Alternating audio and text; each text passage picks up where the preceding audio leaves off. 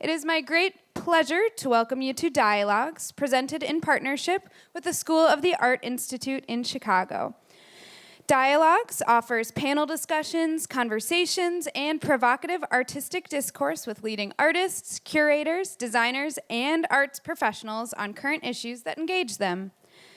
Today's The Art Fair story brings to life the people, places, and philosophies that enabled art fairs to take root, examines the pivotal market periods when they flourished, and maps where they might go in a much-changed world. Author Melanie Gerlis is the art market columnist for the Financial Times and was previously art market editor for the Art newspaper. Her book, Art as an Investment, A Survey of Comparative Assets, was published by Lund Humphreys in 2014. Melanie will be in conversation with EXPO Chicago president and director Tony Karman about EXPO Chicago's own evolution, and will be followed by a book signing right over there at that table at the Soho House Snug. Please join us in welcoming our panelists. Thank you. Thank you so much, Jimmy. What a lovely introduction. That's grand. I can go with that. I'm really excited to be here. It's my first time at EXPO Chicago, and it seems a very significant time to be here. And thank you so much for marking the launch of my book. As Jamie said, it charts these extraordinary phenomenon around us, all around the world, for really not this fair, but fairs in general, for more than 50 years. And there is really no one better to look at some of the issues that Jamie raised than Tony Karman, the president and director of the fair, who hasn't quite been around for 50 plus years, but more than 30 years you've been involved with this fair. Is that correct? Yes. I mean, actually, a full circle, a full arc of a career that I began in Chicago in 1982.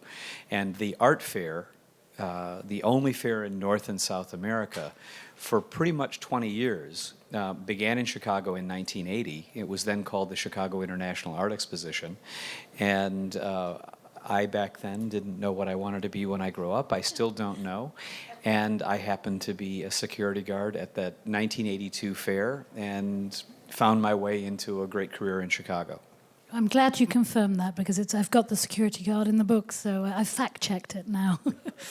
But my first question really is, having started here in the 80s, early 80s, how has the whole fair industry changed since then? Radically in so many ways. Although we benefit, EXPO Chicago benefits greatly from that tradition that I just mentioned. Navy Pier looked much different in 1980, in the 80s. And actually, I like to say that the art fair infused a design decision in 1995 to actually make a commercial space, Festival Hall, which EXPO Chicago is housed in, possible. They didn't want to displace the art fair when it went under renovation. But you know, the arc of fairs has changed dramatically over those 40 years by virtue of all of us having to adapt, which was the propensity of fairs around the world. You know, for many years there were only 6, as I mentioned. Then there were 10 and 20 and 30 and 40, and now I wouldn't know the total number, 300, but 387, apparently. Of course, Melanie does. Thank you, Melanie. But when you calculate that, that means there's challenges to calendar, there's challenges to market, size, ability, because after all, an art fair is a convening moment, and I say that often. We hope that we infuse this experience with as much partnership of organizations and artists and discussions, as well as a great list of galleries, but ultimately, this is a commercial endeavor, and art dealers need to both place and sell artwork, and the propensity of art fairs surely made 2 things happen. More people into the collecting world and more competition for success for art fairs.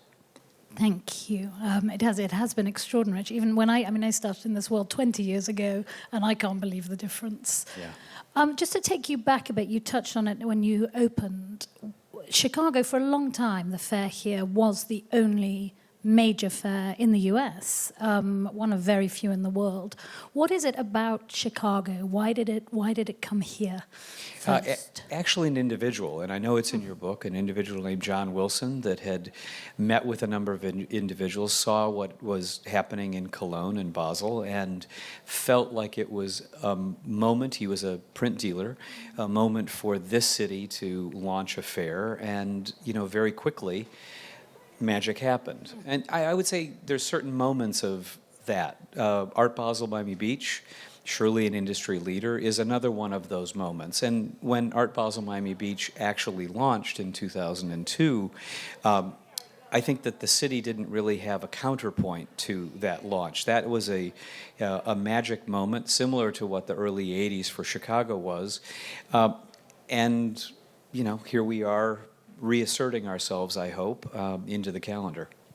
And would you say, the book is called, the subtitle is A Roller Coaster Ride. You've touched on it there. This fair, or the event here, has certainly had its ups and downs. What would you say is Art Basel Miami Beach, was that the biggest challenge, or were there challenges before? And what have been the highs, do you think, for this fair? I think for that full 40 years, it's interesting to note that there has always been an art fair in Chicago. By grade point, whoever is grading, it has been, had its ups and downs. We were lucky enough to launch the fair back in 2012 and see an incredible resurgence and willingness for the city to do what it does best, and that's collaborate and open its arms to the world. And we would have been going into our 9th edition in 2020 until there was a pandemic. But the ups and downs, the vagaries of life and economy and challenges surely have affected many fairs, and a shifting calendar that has ever shifted for all of us. I remember with many of the individuals that you have in your book, I remember there was a consortium of art fair owners and directors in the 80s and 90s that actually met at each other's fair to make sure that everyone could be mindful of calendar and shift if they needed to shift. I can't imagine that happening now. But I do love that there was a time when there was an honor and respect as it relates to that moment. Well, now you almost get, it's the opposite. Fairs that are deliberately opening to clash with other, that's another change. Yeah. The timing is a very interesting factor. I did about 50 interviews on the book, and I asked everyone, what is it about your fair? Why was it a success? Why wasn't it a success? And lots of people said to me, Basel's success is because it was in June. It's just amazing. And that brings me really to, as you say, you revived this fair in 2012, and it was really punching above its weight, I think, come 2019. What was the pandemic like for you, and how has it changed? Obviously, you've changed your timing as this. But what did it mean, and what was it like going through that, and what is it like being here now? As I mentioned to you in a discussion, Melanie and I have talked a couple of times, obviously, as I knew that she was preparing this book. Last night, I will own that I got a little bit choked up by virtue of the journey that I've been on for the last 2.5 years. Many of you that I see in this audience I've spoken with and worked with over these 2.5 years, and this was a challenging time. We are a small, I own the fair with other partners, and without the cover of a major trade show corporation, I would say that this has taught me what it means to endure and hopefully persevere and be nimble. And what you mentioned about punching above our weight, I've always believed that. I've always believed that we have committed ourselves to create programming that is contributing to the international discourse and dialogue, in addition to hopefully supporting the commerce of our exhibitors and providing the service that they demand. And I don't want this to be misconstrued, but we always have to remember that this is a trade fair, a trade show. And the individuals that are carrying the weight of this fair and all the fairs in the world are the art dealers from around the world that are funding art fairs, their artist programs, their projects, exhibitions, etc. So I think that we as a hopeful, nimble company, have always remembered that it's them first, and we need to create the kind of programming that is supportive of that. But back to your original question, I don't want to relive the 2.5 years that I have gone through, mainly because it's, it's pressed us. There's been massive changes as it relates to the working of the company. On the other hand, if you allow me to keep going, I have to be mindful that in those challenges come great opportunities. And those great opportunities for us is looking at, amplifying our digital platforms and amplifying our programming, and, embracing those challenges also can be rewarding. After all, one embrace had to be a total date change. I was very proud that we had reasserted ourselves in a fall calendar. I will be equally as proud as we reassert ourselves in a spring calendar and open a season for our great city in a different way. So, I think that we have to adjust, and I feel like this edition allows us to reset in a very powerful way. Thank you. It's very refreshing to hear the dealers first talk. That's really nice to hear. And I also think, you're right, the shifts are presenting opportunities. I had one dealer here say to me, well, because there's another fair in New York that has shrunk in size, shall we say, the springtime event in the US, brilliant, they'll come here instead. And so I think that, there are opportunities. But looking a little wider, what is the future? I mentioned 387 art fairs. Everyone is pretty sure there can't be that many art fairs going ahead, but no art fair director is going to say, yes, it's my fair that's going. But what do you think the future is for the industry? How does it keep serving dealers in what, we hope is a post-pandemic world? I think we sit perfectly geographically. We never wanted to be a regional fair. We wanted to be an international fair that served the region. And I'm not afraid to say it would be nice to be America's international fair in many ways. But I also think that, Chicago's history and hopefully what we're bringing to it and partnering with the institutions make this an important stop on the calendar. I've said this for years, and having the ability to travel the world with you and many of the individuals in the audience, there's incredible buying power and institutional support in the greater Midwest. And if we do our job right, of course we want to be drawing the world, not just to EXPO Chicago, but also to the assets of this, cultural assets of this great city. But if we do our job right, and we're working closely with the regional cities, and I can list them en masse, then I think that we have a strong foundation to continue, what we are able to continue in this April slot. And people are talking, the word I keep hearing this week is deglobalization, which I guess is or intense regionalization, if you prefer a more positive way of putting it. And maybe that's the sort of thing we're going to see around the world. I will use that. Please do. Thank you for that. Please do. And then I'm going to let you do a little plug for what are your highlights? What are your highlights this year of this fair? Oh, Melanie, you put me on the spot.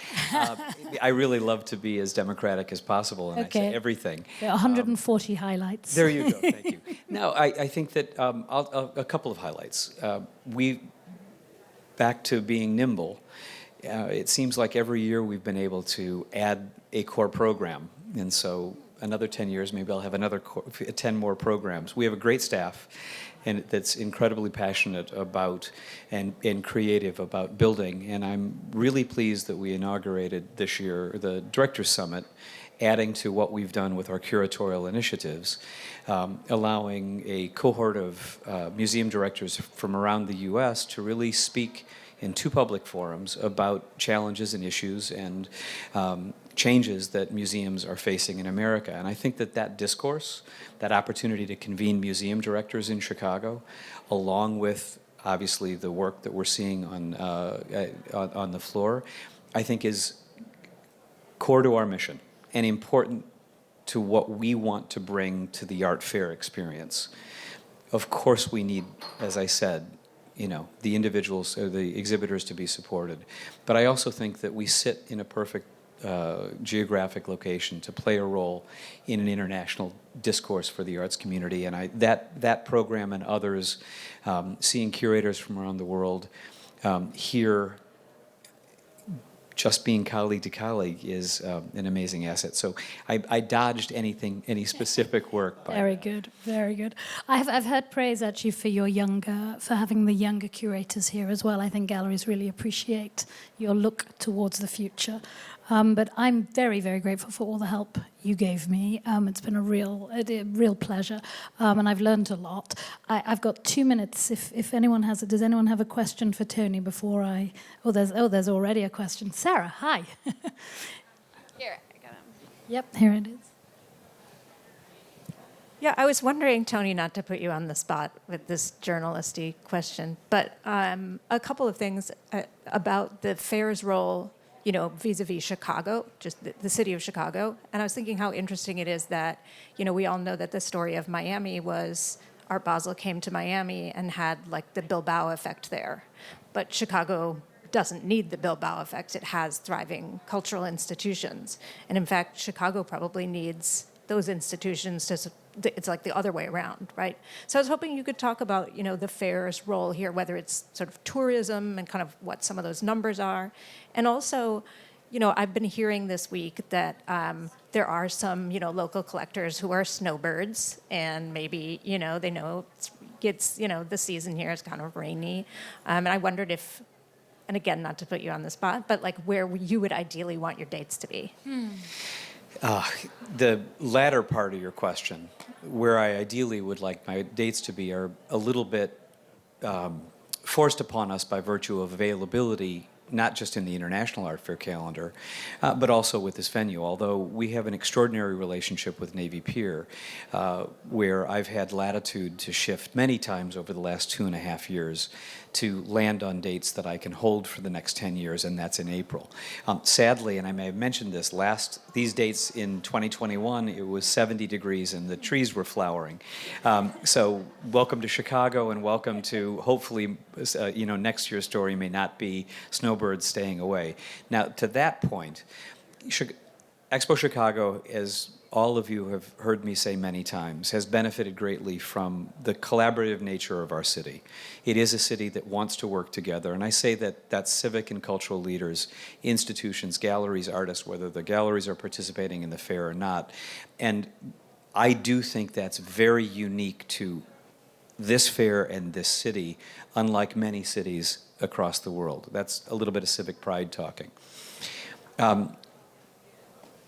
To answer your question, I was reminded by an incredible collector when I launched the fair, the first year in 2012, even when it was in September, when some collectors didn't make it into town, or they had something going on. And, everyone that isn't here I may know about, and I might cringe a bit.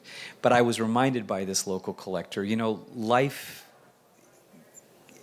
affects all of us. There's going to be weddings and funerals and trips planned, or children's graduations, or whatever, and just roll with it. And I think that for the 1, 2, or 3 that may not be here this year,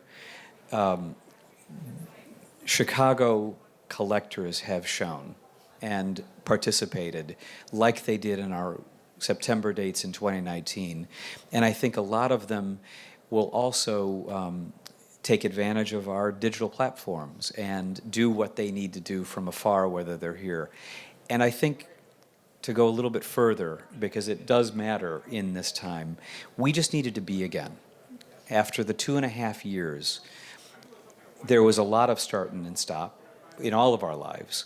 And I've been saying, and I feel even more sure of this, that by being again in April, in this edition, proving that we are, it will allow us to reset a number of calendars. And those collectors that had plans made 6 months ago or 2 months ago will make those adjustments for us, because that's the Chicago way. And maybe I'm being a little bit more optimistic than I should, but I will never doubt the civic leadership of our city. So that's a bit of how I think, all of us got caught a bit.